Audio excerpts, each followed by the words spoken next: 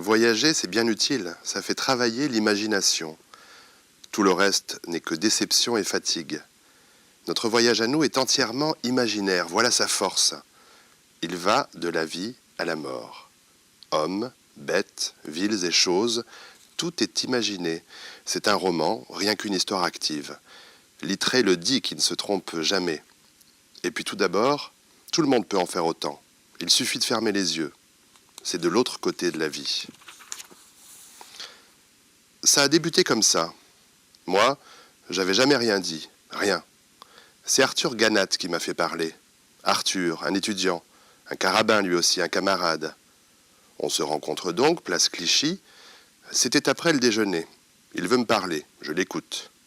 Restons pas dehors, qu'il me dit, rentrons. Je rentre avec lui, voilà. Cette terrasse, qu'il commence, c'est pour les œufs à la coque. Viens par ici.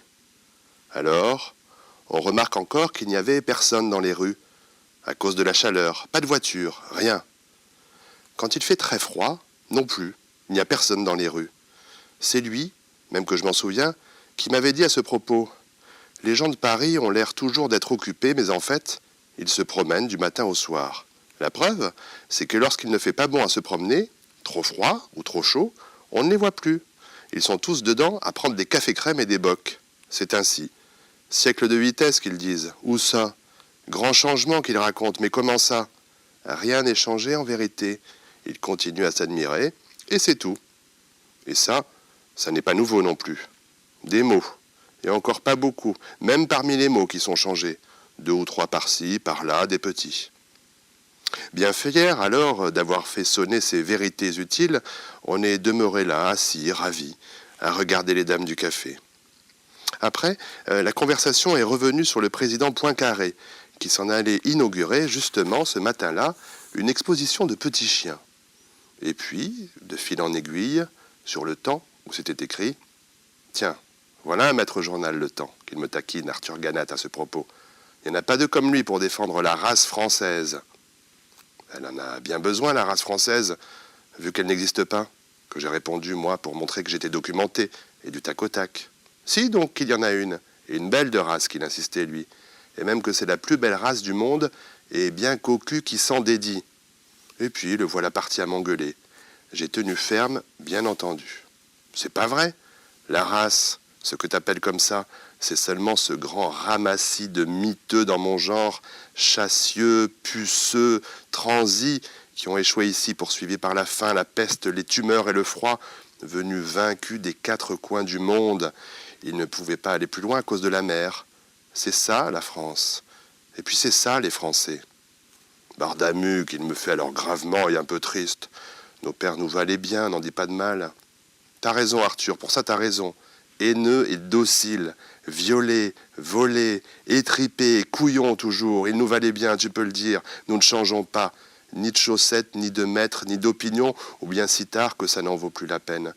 On est nés fidèles, on en crève, nous autres. Soldats gratuits, héros pour tout le monde et singes parlants, mots qui souffrent, on est tous les mignons du roi misère. C'est lui qui nous possède. Quand on est pas sage, il serre. On a ses doigts autour du cou, toujours. Ça gêne pour parler. Faut faire bien attention si on tient à pouvoir manger. Pour des riens, il vous étrangle. C'est pas une vie. Il y a l'amour, Bardamu. Arthur, l'amour, c'est l'infini mis à la portée des caniches. Et j'ai ma dignité, moi, que je lui réponds. Parlons-en de toi. T'es un anarchiste et puis voilà tout. Un petit malin, dans tous les cas, vous voyez ça d'ici, et tout ce qu'il y avait d'avancé dans les opinions. Tu l'as dit, Bouffi, que je suis anarchiste. Et la preuve la meilleure, c'est que j'ai composé une manière de prière vengeresse et sociale dont tu vas me dire tout de suite des nouvelles. Les ailes en or, c'est le titre. Et je lui récite alors. Un Dieu qui compte les minutes et les sous, un Dieu désespéré, sensuel et grognon comme un cochon avec des ailes en or qui retombent partout, le ventre à l'air, prêt aux caresses. C'est lui, c'est notre maître. Embrassons-nous. Ton petit morceau ne tient pas devant la vie. J'en suis, moi, pour l'ordre établi, et je n'aime pas la politique. Mais d'ailleurs, le jour où la patrie me demandera de verser mon sang pour elle, elle me trouvera, moi, bien sûr, et pas fainéant, prêt à le donner. Voilà ce qu'il m'a répondu.